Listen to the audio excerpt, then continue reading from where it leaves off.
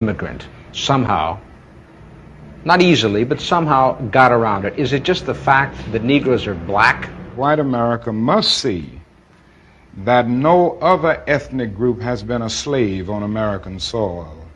That is one thing that other immigrant groups haven't had to face.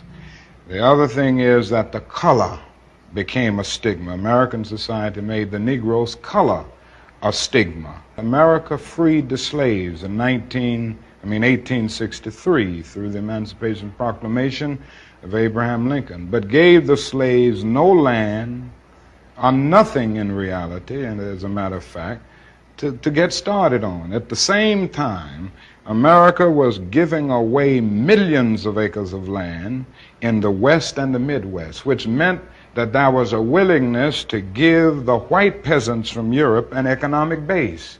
And yet it refused to give its black peasants from Africa, who came here involuntarily in chains and had worked free for 244 years, any kind of economic base. And so emancipation for the Negro was really freedom to hunger. It was freedom to the winds and rains of heaven. It was freedom without food to eat or land to cultivate, and therefore it was freedom and famine at the same time.